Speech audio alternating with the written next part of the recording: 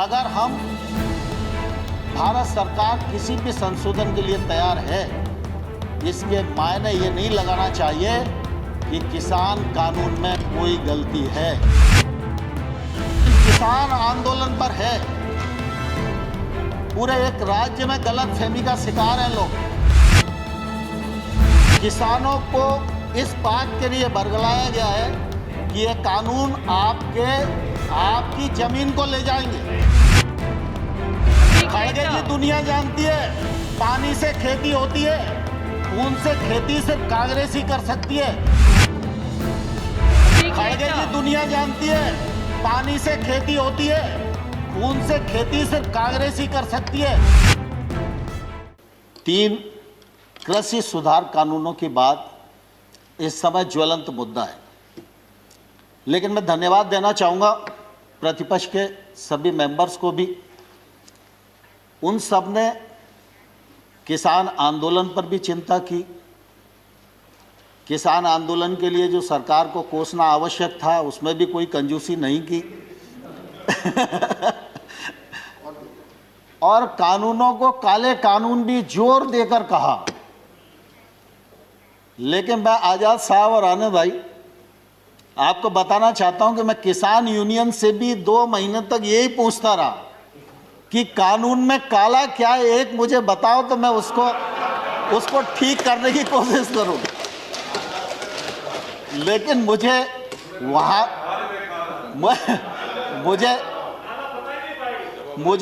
वहां भी मालूम नहीं पड़ा।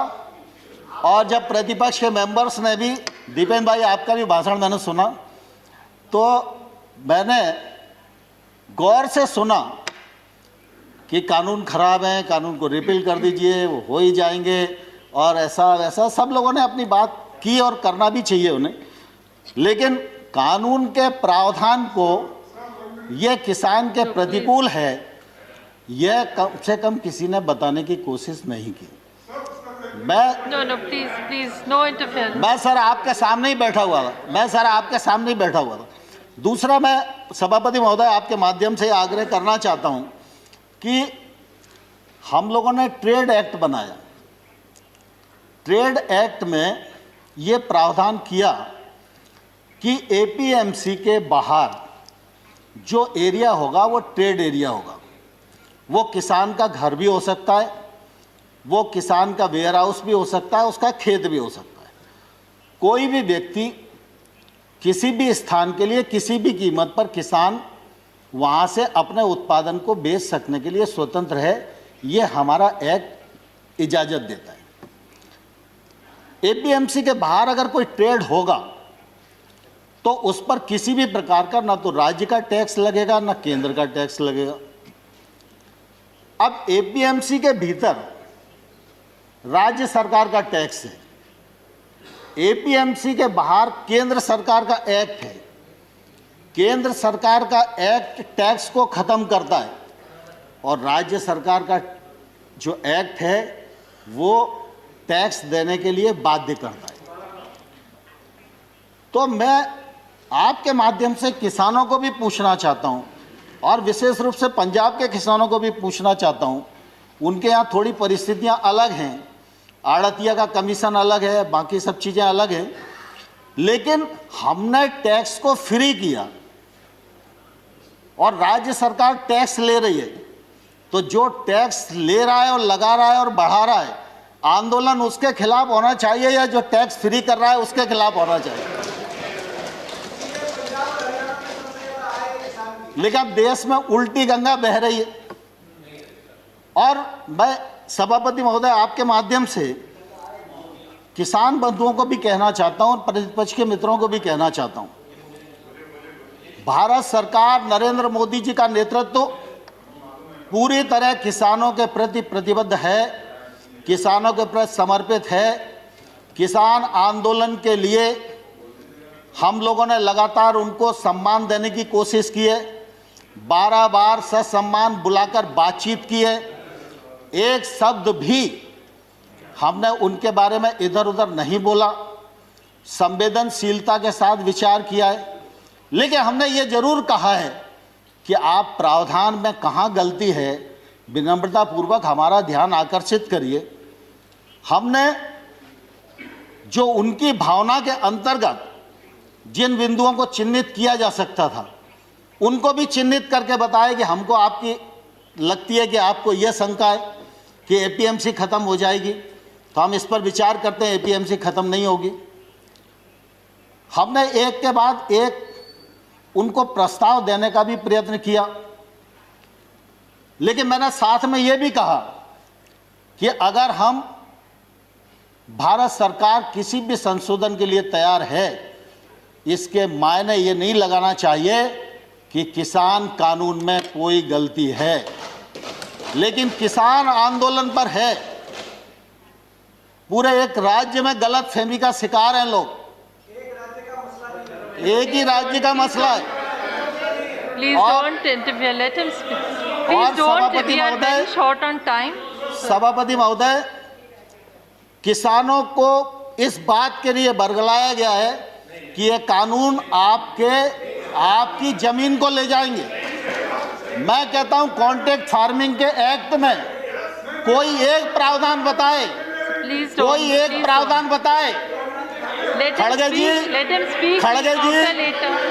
खड़गे जी दुनिया जानती है, खड़गे जी दुनिया जानती है, पानी से खेती होती है, खून से खेती सिर्फ कांग्रेस ही कर सकती है। भारतीय जनता पार्टी खून से खेती नहीं कर सकती।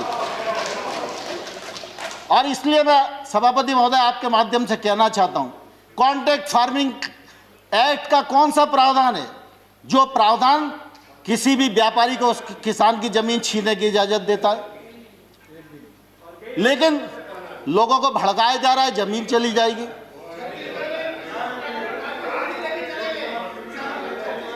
No, please, no comments from either side. No comments, please. Let the honorable minister speak.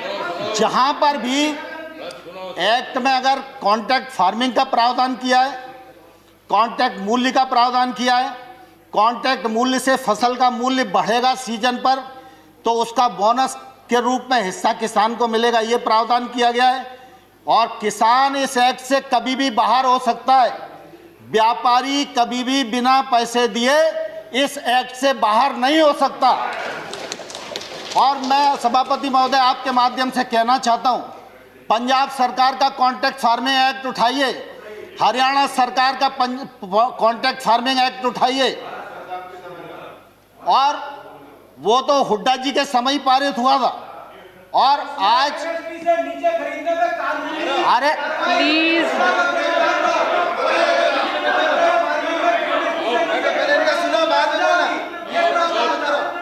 excuse me, please, he is not yielding. He is not yielding, so please. Dipendra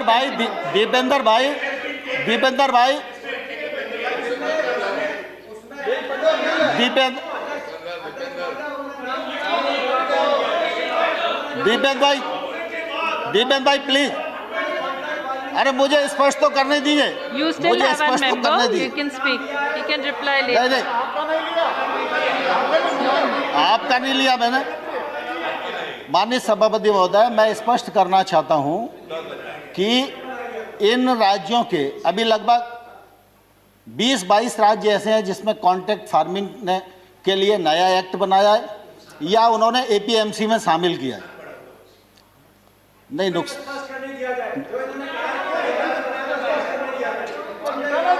We are already very tight on time. Dipendra भाई, and let him finish. You still have a member to speak. He can reply in that. Honorable Minister, please continue. Honorable Minister, please continue. Rule 6 में APMC ने amendment हुआ हरियाणा में, मगर उसके साथ-साथ ये प्रावधान बना कि अगर एमएसपी से नीचे कोई प्राइवेट कंपनी अगर कॉन्ट्रैक्ट फार्मिंग में खरीद सकती है तो कानूनी कार्रवाई और सजा होगी। आप सजा का प्रावधान करें। ठीक है देवेंद्र भाई, आपकी बात आ गई, लेकिन मैं कुल देखिए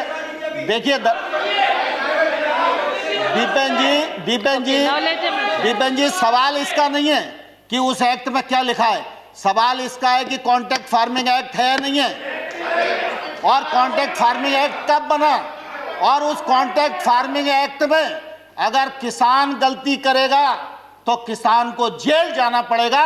ये प्रावधान पंजाब के एक्ट में है और ये पंजाब सरकार के एक्ट में है।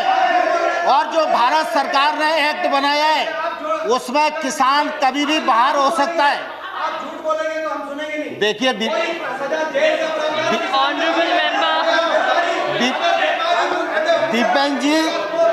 दीपेन जी मैं ये एक्ट बता सकता हूँ आपको, पंजाब सरकार का एक्ट बता सकता हूँ। पंजाब सरकार के एक्ट में किसान को जेल जाने का प्रावधान है और अगर वो नहीं देगा तो 5 लाख रुपए तक का जुर्माना का भी प्रावधान है। लेकिन भारत सरकार का एक्ट, हरियाणा की बात कर रहे हैं कि किसी और एक्ट की बात कर रहे हैं? नहीं, मैं पंजाब की बात कर रहा हूँ। हाँ, कॉन्टेक्ट फार्मिंग मैंने कहा पंजाब। सॉरी, आप पंजाब की बात कर रहे हैं, हरियाणा की बात कर रहे हैं, तो ये कंफ्यूज हो तो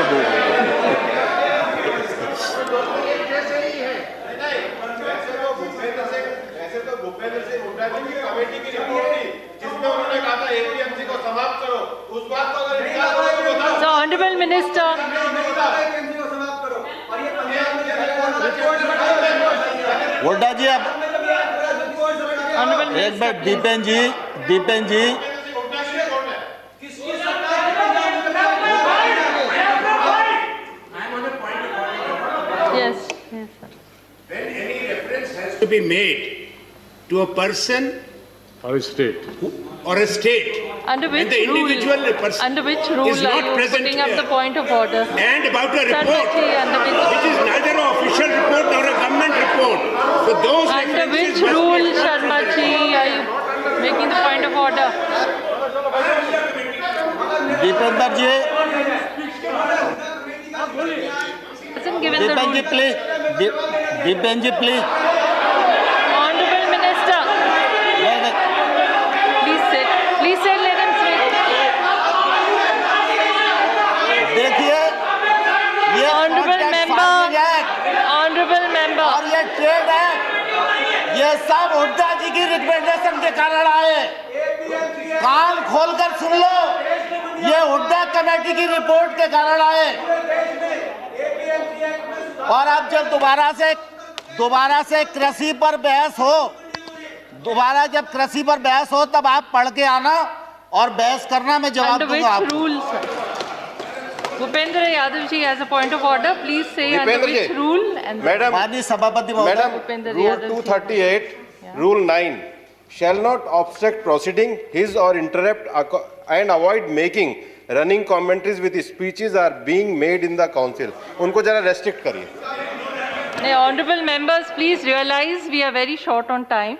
And नहीं, let the सभापति महोदय, honorable मैं minister 2 मिनट finish में his समाप्त कर रहा हूँ। speech. You still have one member who can speak, so they can respond to what honorable minister is saying. So, माननीय honorable सभापति minister, ji, please don't give a माननीय chance and सभापति जी, complete it. मैं आपके माध्यम से सदन को बताना चाहता हूं, खरीद में ट्रांसपेरेंसी आए, ई ट्रांजैक्शन बढ़े, किसान को वाजिब दाम मिले, इलेक्ट्रॉनिक ट्रेड बढ़े। इसके लिए 1000 मंडियों को इनाम मंडी के रूप में परिवर्तित किया और 1000 और अब कर देंगे, बजट में प्रावधान हो गया। इसी प्रकार से लगातार हमने कोशिश की है कि कृषक की आमदनी दोगुनी हो और किसानी का योगदान देश के जीडीपी में तीव्र गति से बढ़े। ये जो कृषि सुधार बिल हैं, ये बिल भी इसी दिशा में एक महत्वपूर्ण कदम है। मैं आपके माध्यम से सारे सदन को भी और सारे किसान भाइयों को भी ये कहना चाहता हूँ कि प्रधानमंत्री नरेंद्र मोदी जी किसानों के लिए समर्पित हैं और रहेंगे। नरेंद्र मोदी जी ने कृषि सुधार बिल जो लेकर आए हैं, वो किसान के जीवन में क्रांतिकारी परिवर्तन लाने वाले हैं, किसान की आमदनी बढ़ाने वाले हैं और देश आगे बढ़े, गांव आगे बढ़े, किसान आगे बढ़े और देश का इकबाल पूरी दुनिया में बुलंद हो। इस उद्देश्य के साथ मोदी सरकार इस देश में काम कर रही है। माननीय सभापति महोदय, बहुत बहुत धन्यवाद। धन्यवाद सोमत जी। E5 चैनल पंजाबी हुणे सब्सक्राइब करो, बेल आइकन पे क्लिक करो।